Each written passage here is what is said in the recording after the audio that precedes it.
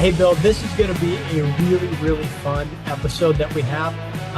This is Taylor Dahlke, and she is a powerhouse out of the Midwest. I know a lot of folks haven't heard the name or don't know much because we just don't showcase the Midwest as much as we truly can from the people that are up there.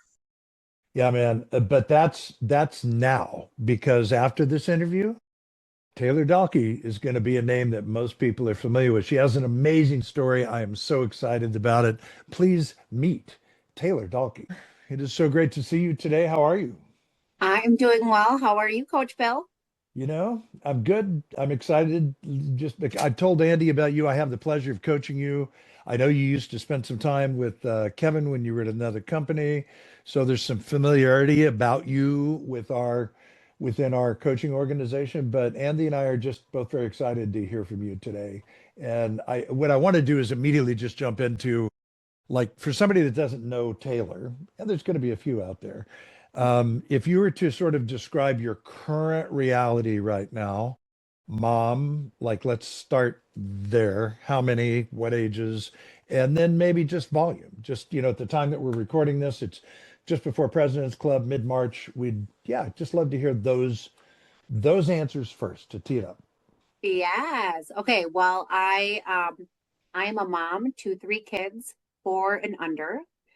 Um, our life is just chaos. It's girl, boy, boy, and we've got like a lot of WWE going on in our house. I was just going to say, I'm going to interrupt you real quick. If you're not following Taylor on Instagram, make sure you do, because that video of your boys the other day, she posted, I don't know if you saw this, Andy, but it was what are the two ages of those?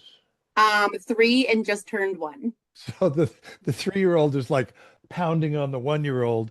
The 1-year-old retaliates, kind of shakes his legs in the air, and then goes back in for the big hug around the neck. And she said, "I fear this is only the beginning."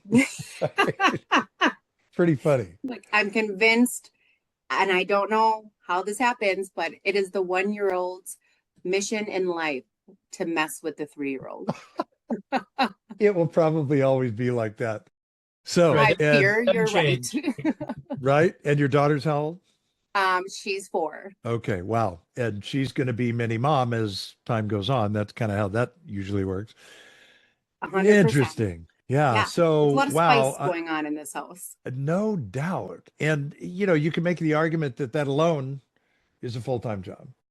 But it turns out that you also do loans. I do Imagine loans. I that. do Yeah. loans. And it Yeah. turns out I'm not bad at them. You're not bad at that. Tell us what kind of volume, how did you Yeah. close out 25 and Yeah. what's 26 looking like for you? Yeah. So we closed out 25 with 35 million and 105 units. Awesome. So it was a phenomenal year. The 2026 goal is 50 million. Pretty confident we can get there. We're pacing right now. Yes. Um, and so yeah, it's full Yeah. full speed ahead. Yeah, no doubt. So here's the thing that amazes me, Andy. I hear this, and I've told Taylor this in our coaching sessions. I have two daughters, and now I have a granddaughter who has kids, and I watch what that looks like, and I just think of how many people do I know, myself included, who was in the business doing loans with none of that. I mean, I had kids, and I had to spend some time, and I had to be available, but I mean, I wasn't mom, and I wasn't mom to three under the age of four at the same time. It just blows my mind that, she has a very limited window to be able to do what she does, and she's killing it. Yeah, and to me, I mean, I think that thought comes to mind is how do you balance both? How do you find, and I guess balance is the wrong word. I always love to use the word harmony instead. How do you Better find word. harmony between the different priorities that you're navigating throughout the day? It is, listen, it is a challenge and it's been a journey. And what I've come to realize is that like there's no balance, right? Like Hmm. some days I'm the best loan officer. Some days I'm the best teammate. Um, and on those days, sometimes I'm not the most present mom.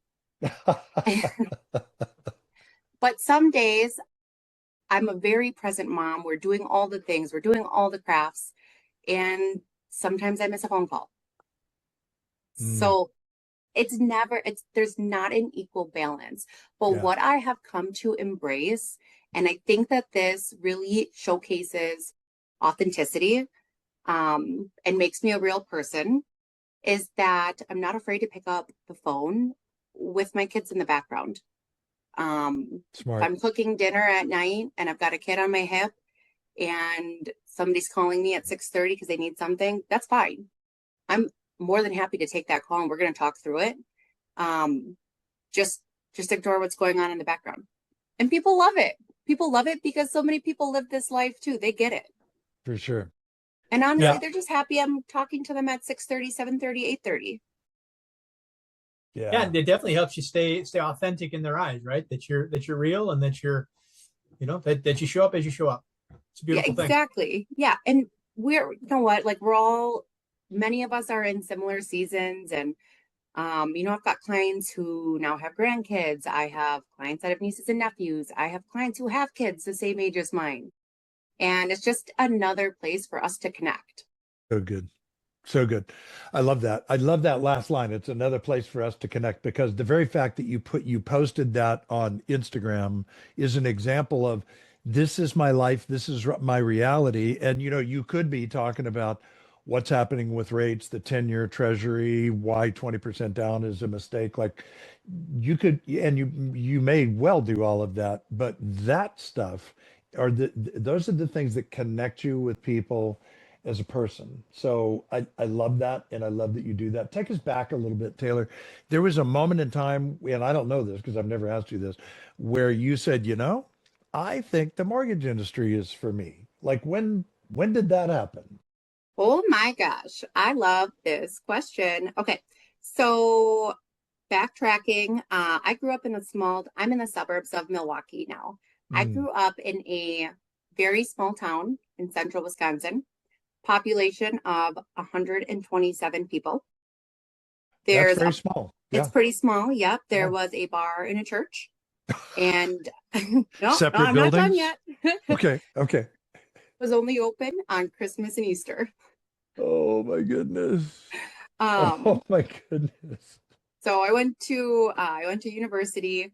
I met my current husband there, in my second senior year, and he was from the greater Milwaukee area. So after I graduated, I felt like maybe there are a few more opportunities going south. So No doubt.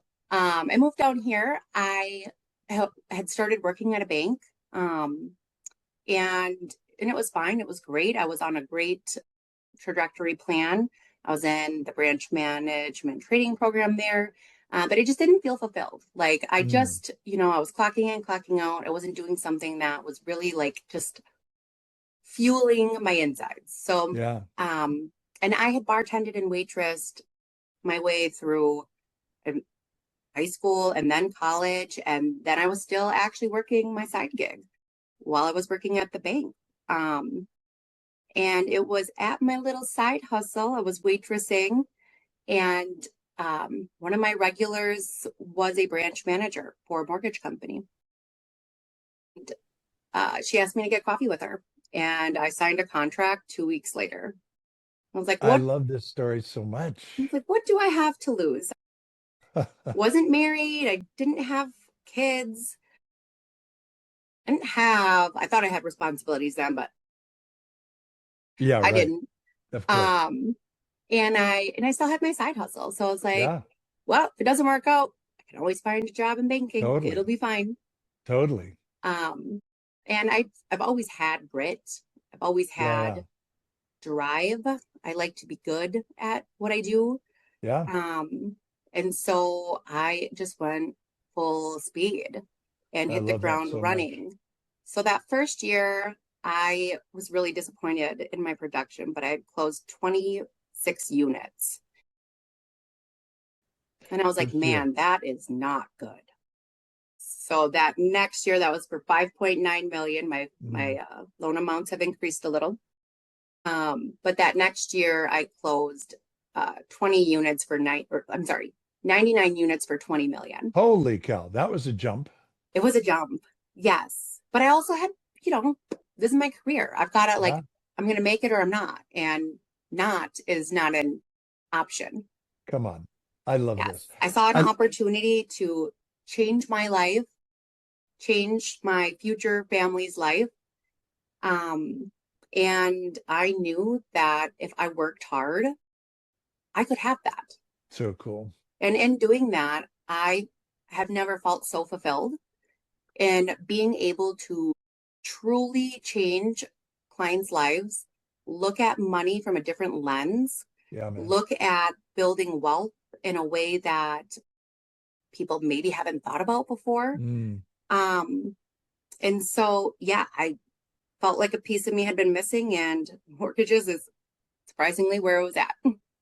such a cool story. So I didn't know that because I've never asked you this question before, but I was a busboy, then waiter, then bartender in my early years. And what I tell people is I learned everything I need to know about customer service, right? Just like you did. You rise or fall on that interaction with the customer, right? And It's in so in true. cash, it's very direct, very Yes. Pavlovian. Yes, 100%. Like you learn how to interact and converse with every single personality on the planet. Um, you learn how to deal with conflict quickly on your feet, You bet. redirection. So it was all good stuff. And honestly, um, I am going to I kind of grew up in the era of social media. Um, and from the very beginning, I was always adding everybody on social media and Hmm. staying connected and staying visible. You would be surprised, but some of my regulars from the towny bar I bartended at in I love college that. over a decade ago are some of my biggest referral sources You today. bet. You bet. That is so cool. I love that story so much. So Andy, you're going to learn is our systems guy, and so I know his head is wrapping around. Love that story. It's fantastic. It makes you who you are. He now would love to, I think, Andy, to put the clutch in and say, tell us a little bit about your business. You know, that was a meteoric rise. I mean, goodness gracious, year two from year one, amazing. Last year, fantastic. Love where you've got your sites.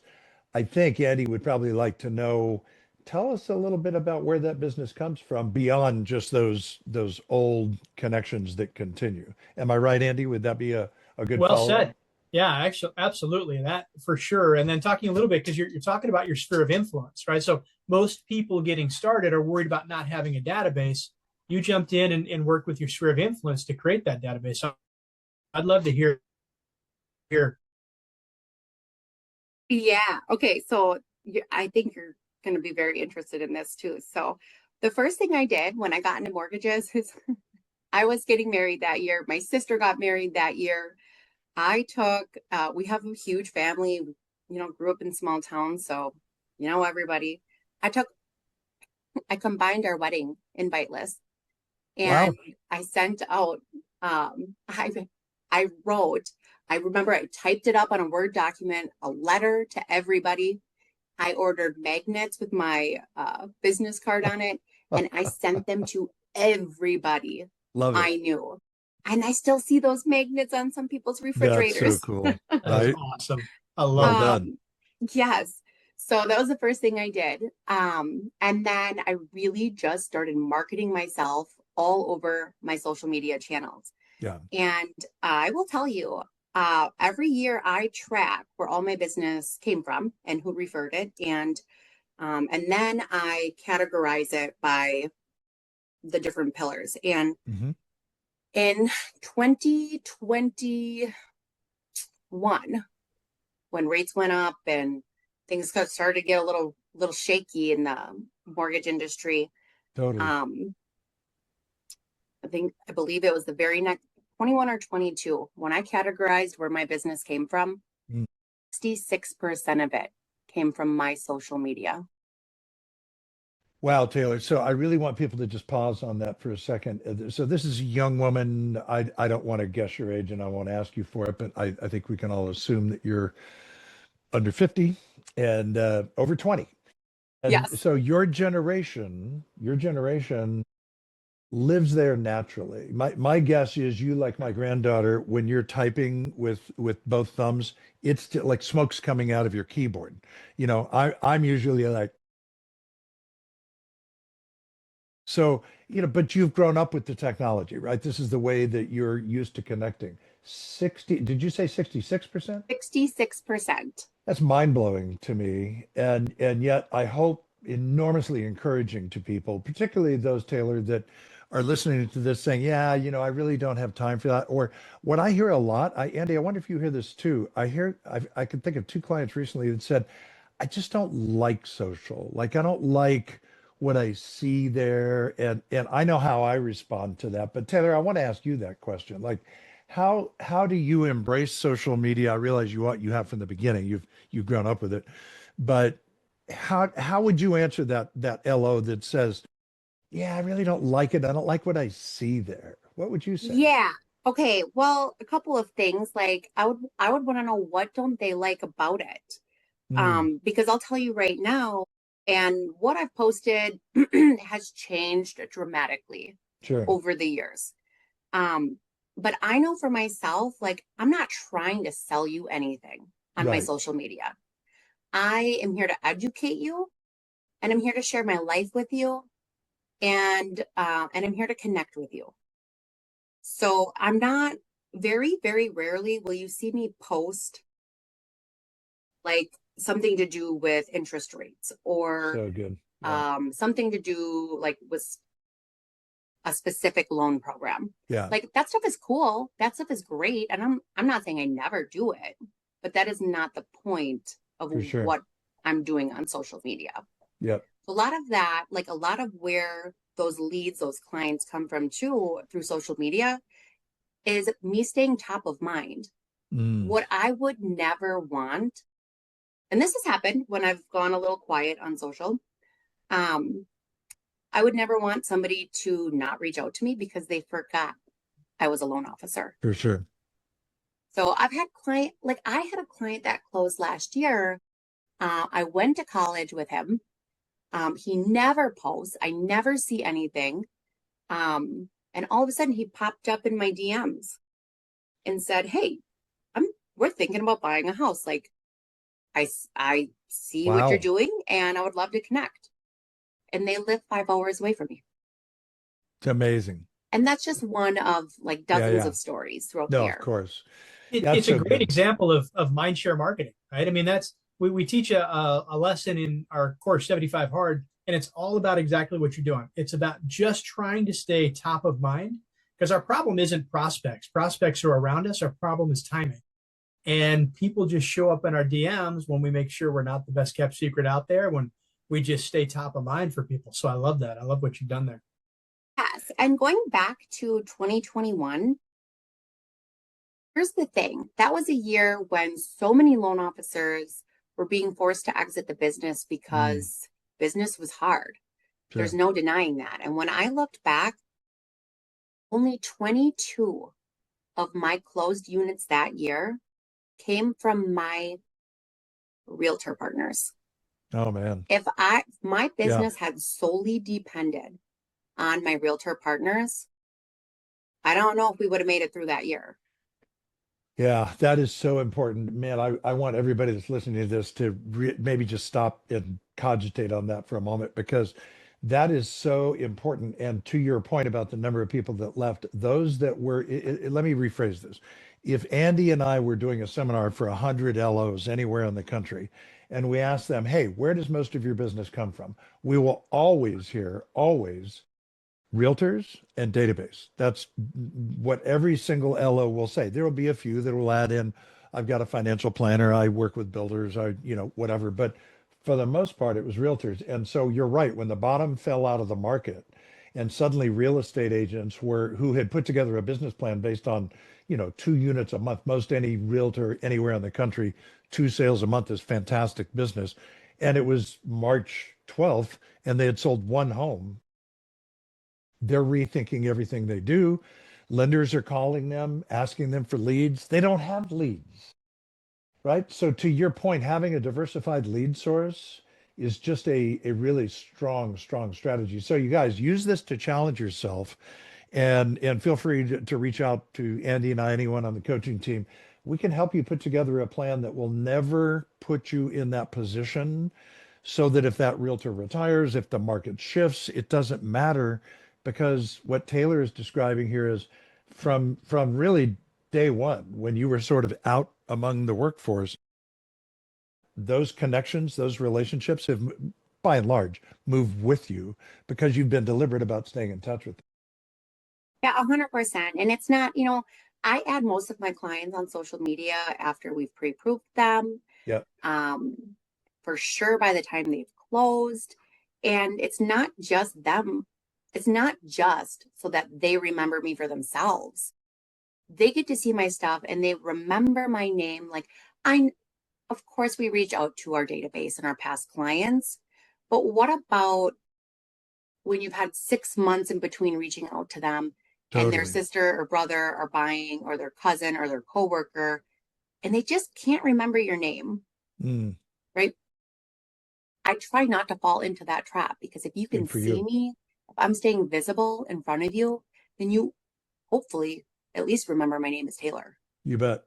And is that primarily through social, or do you have other tracks that help you, like Andy says, maintain that mind share with people? Are you utilizing more? Do you have journeys that you're using with them? Yeah, it's primarily social, but I Yeah, do utilize more.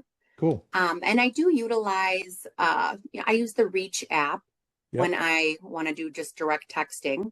big fan. Um, A quick example. Give us a quick example. Direct texting. So for people that don't know, Reach the app is what it's called. It's like Cedric the Entertainer. Never quite understood why it's called that, but it is. Reach the app. You have the ability to broadcast a text from your phone number. That's the big distinction. Is there's a lot of broadcast out there, but it comes from a number they won't recognize, and you have to explain who you are. So can you just give us a couple of examples? Like, when would you use that? What would you be communicating? Great examples. So like every year I host a vision board workshop, and it's a lovely event. We always have a great turnout, and I send that out, the details. Like I send it out through my campaign and more. Mm, I'll post it on a social media page, but then I'll directly invite everybody, because does everybody open up every email? No. Does sure. everybody see what I invited them to on social media? No. And so it makes it a bit more personal. Love that. And yeah, just another touch, another reminder. Kind Not of everybody shock and likes to awe marketing. Yeah. communicate the same way, right? So But I think what you just said, everybody can relate to. I don't know if they've thought about it, but is everybody going to read every email? No. Is everybody going to read every postcard if you went old school? No. Or text. But in marketing, they call it a media mix, where you have all of these things filtering down over them. So great. One of the things that I know that you and I have been talking about is realtors and your relationship with realtors. I would just love to hear a little bit like around your philosophy there. In other words, let me just tee this up a little bit for you. If there was a realtor that came to your attention, or you looked up the data, you're the one that I think first introduced me to RETR, RETR. Do you know what it stands for? I don't even know what it stands for. no, Real I have estate no idea. transaction recordings. I don't know. It's like model Real match. It's a estate something. Exactly. There's a T and an R in there somewhere. Fantastic service, you guys. Super intuitive. I think it's like $85 a pay period, or 65 per pay period. You can sign up for it through Marketplace. It's a competitor to Model Match, but the point is it allows her to go in and see not only volume for realtors in units and buy sides, but I mean addresses, other lenders they've been working for. There's so much detail in there. So my question to you is, you see a realtor that sold, 3 houses last year, and you see another one that sold 32. Do you take that into account in your targeting? How are you approaching realtors? How do you cultivate those relationships? Just talk to us a little bit about real estate agents in general. This is such a good question. To be totally truthful, I look at them equally, Mm, because that agent that did 3 deals, you don't know when they entered the business. They could Sure. be brand new, and they could be On the rainmakers rise. Yep. in a year. Yep. And that agent that maybe closed 32, I just, in my head, I know I might be up against a little bit more of a battle, stealing a little bit of their time. But when I'm seeing that and I'm kind of targeting like who I'd like to go after, I'm for sure adding them on social media. Yeah. I'm engaging with their content, but not in a cringy way. Sure. Um, That's an important distinction, you guys, not in a cringy way. Yeah. Give us an yes. example of a cringy way. Yeah. I'm not being salesy. Exactly. Yeah. Cool. Not kissing their butts. I'm Cool. being Love funny. it. I'm being Love it. me. Being real. Yeah. Yeah. Being authentic. Yeah. And and then from there, I like to get a little warm, and then I'll hit them with a DM, or at least when I bump into them at an event, because I will at some point. I've already got, like, we already know each other. We already For know each sure. other. We And connect they're on going to social say media to all the time. you, love that video with the boys fighting, right? But the point is that's an immediate connection point instead of I'm wearing a name tag that says I'm a lender and I'm wearing one that says that I'm a realtor and I don't want to talk to you because I don't need a new lender. It 100%. shifts that whole thing. Yeah. It totally does. Yeah. Yeah. And so, I mean, I look at them equally. I treat them equally. I'm going to try to get together with both of them. I just know that they might be in two different spots Yeah. on how they're structuring their business, and that's okay, because at Cool. the end of the day, I want to be a resource and a partner to you. And that agent who closed 3 deals, like, how can I help you grow? How can I walk alongside you and get you to wherever it is that you want to be? Yeah. And that agent who closed 32, okay, like, where are your pain points? What kind of clients did you have that were denied financing this year? So Did good. I'm not trying to sell anything. My biggest number one, I'm always just trying to establish the relationship, have commonality. And then I like to lead into, and Bill, you and I talked about this actually this week. I don't have to be your number one. I'm not forcing you to send me all of your business. But here's Sure. the thing. I've got some really niche products that you maybe have never heard about before. So these are a couple of examples for things we can help with. We can put together plans, So and good. we can get them in homes. Just because one person told your client no doesn't mean that's the end of the road for them. So good. So Andy, we see a pattern here, right? First of all, I love her initial answer. I'm talking about you as though you're not here, Taylor. Sorry, but No, you're I want fine. him to sort of hear what I heard, and I'm sure you did. But it was, first of all, I treat them the same. So that is an interesting philosophy, right? Because most people would say, I'm not going to pay attention to that person that didn't do much volume. I can still like them and appreciate them as a human being, but I'm not going to focus on them. I'm going to focus on the top people. Taylor's point is, hang on, that could be premature. They could be on the ascent. They could be climbing right now. They could have a lead tomorrow that you're going to wish that you had. And on the other hand, the super busy person is probably predictably going to be standoffish because they've already got somebody, they've got good relationships. So she treats them all the same. And then the other thing I heard, Andy, is I heard nothing but questions there. The funny thing is in this business, I think people say, I don't know what to say. Well, guess what? You don't need to know what to say. You need to know what to ask. And I believe asking questions about how I can best serve you, which is what I heard Taylor saying. I think that's the relationship can opener, right? 100%. I mean, that 100%. servant-minded activity, right? That trying to add value to somebody else. I mean, that's absolute gold. Absolute gold. Totally. Totally. Yeah, thanks. The other thing too is, like, the more questions that you're asking, the thing is you might find out that your businesses actually don't align. Mm. And you can't figure that out without asking the questions. Yeah, it's a great That point. that agent who closes 32 deals a year, what is it that they're looking for? And is that something you can accommodate? Because it's Totally. okay to say no, but you Totally. have to be transparent in that. Didn't you just tell me in our last call, I think you did, about an agent that you had been marketing to for 18 months and the door finally opened? It was an entire real estate, That's what it was. over 100 agents. I'd stepped in as their preferred lender. Yep. And it took me a long time to build traction with them, but I showed up every month. I showed up to every monthly meeting, every roundtable event, every event that they hosted. I connected with them all on socials, congratulating them. Every month, I would send a video text to each one of the top 10 producers. And I just kept sharing how I could add value to their business. I love it so much. And after 18 months, I told myself 12 to 18 months, and I've got to start to see things come to fruition here.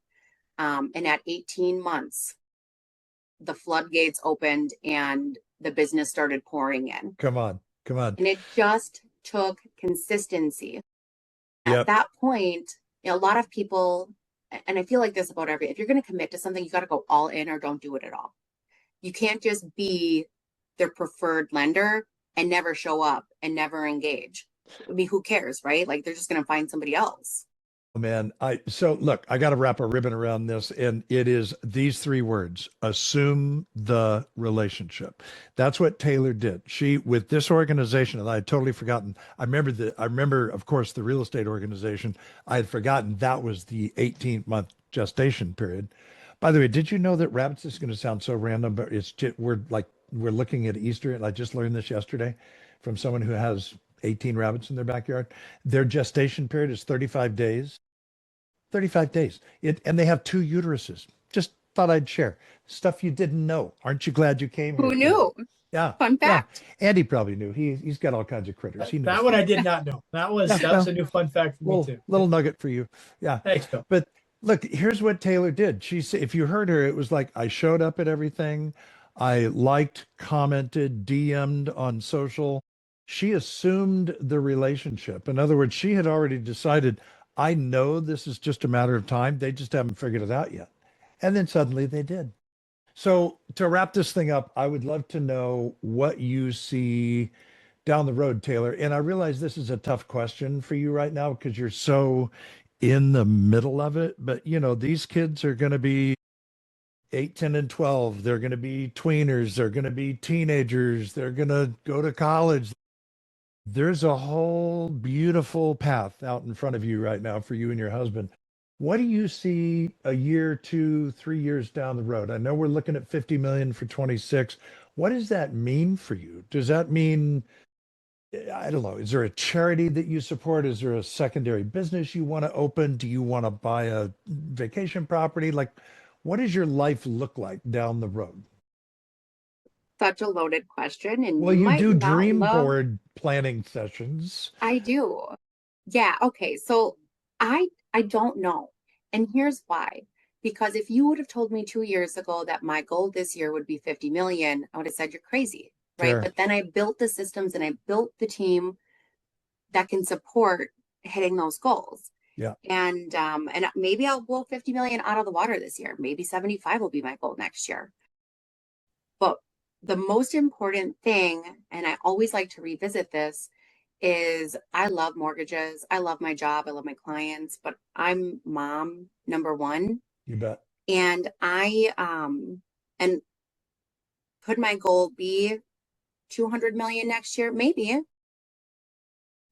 But I never want that to be the number one thing in my life. For sure. Right. And so I just stay conscious with where is that balance and how does that look and how can I still be present in my kids' lives and be able to take trips with them and be able to go to school and chaperone a field trip. You bet. And so I can't tell you what I think things look like in 5 years. But you know what? No, go ahead. Finish that thought. No, what I do know is that when I sit back and I'm just patient with life, I know that God opens up doors and opportunities when you least expect them. Absolutely. And that's just it, because I could wake up tomorrow morning with some crazy idea that God puts on my heart, and I could have a different answer. Yeah. Yeah. We're supposed to move to Costa Rica and sell suntan lotion on the beach. Let's go. Pack up. What are we I mean, waiting for? right? Stranger things have happened. Here's Right. what's exciting to me about that as your coach. I want to come alongside you and I want to help you to continue to look out into the future of what that could look like, because you have the ability to do so many things, Taylor. Anybody that's watching or listening to this interview right now sees what we see. It is, you are a remarkable human being. You're a remarkable woman. You happen to be in the mortgage industry, which is a business. It's an opportunity for you to be able to build any kind of life you want. That's what's so magical about this, right? You start thinking about people that you went to school with and they got their degree and they got on with a career and they're working for a company, and there's a very specific path and a 3% per year or whatever cost of living increase potential, maybe some bonuses. Yours is unlimited. You can build anything you want to. And so for everybody that's watching or listening to this right now, just like Taylor, be encouraged by what's possible. Andy and I both see it every single day. People who are living exceptional lives. I've got a client right now. He's on his way to the Caribbean. He has chartered a catamaran with, I think, 4 other couples. And there's a crew of 4, I think, and they're going to be eating lobster and crab every night as they move around the Caribbean for a week before they go to President's Club. That's not normal. People don't have the ability to do that, but you do in this business. So, Taylor, you have inspired people. Thank you for taking time out of your busy schedule today. Andy, any final questions for Taylor before we cut her loose? No, just a sincere thank you. I know that you're a busy person, and we truly appreciate your time and appreciate you pouring into to everybody to add value to the rest of our community. So thank you very much. No doubt. No, thank you guys. It's such an honor having the opportunity to jump on your podcast. And I just feel like very grateful that you wanted to showcase me. So Yeah, man. Well, you've got thanks. a great story. We're super excited. You're very welcome. I guarantee you inspired somebody today. I'm just going to mention one more time, 3 kids under the age of 4. Come on. Apparently, It's not babies a, are good for business. Told my husband we might have to have one more. I don't know. okay. He may hear this, so I'm just telling you, you know, I'm moving on. Okay. Congratulations on all that you're doing. So excited about what you're continuing to do, and I look forward to seeing you in our next session. Taylor, thank Thanks, you. guys. Thank you. See you. Boy, Bill, that did not disappoint. What a phenomenal conversation. What an unbelievable person. But I love hearing about her kind of humble upbringings, the Yeah, way that she was small town, mid-America, moved into something big, got her start in restaurants. I know off camera, we've all shared the idea about restaurants, and that boy, that should be absolutely. part of your own education. If you haven't worked in Yep, a restaurant, you're missing out. You have to, totally. just for your way. Totally. But listening to her mindset around things, man, That's that's what her hit me secret too. sauce. Yeah. Yeah. Yeah, her mindset around partnering, and she views any realtor essentially the same. She steps in by asking questions. That story about the 100 agent company, taking an 18-month period to get inside. So much good stuff in here, bud. Yeah. Yeah. That's one of those that you're going to listen to, rewind, and listen to again, because there's great stuff in there. Agreed. Guys, I hope you enjoyed the conversation. Hope you enjoyed the interview. Don't forget, follow us and like us on all platforms. That helps us boost this podcast up. We appreciate you all. Thanks for spending your time with us. See you soon.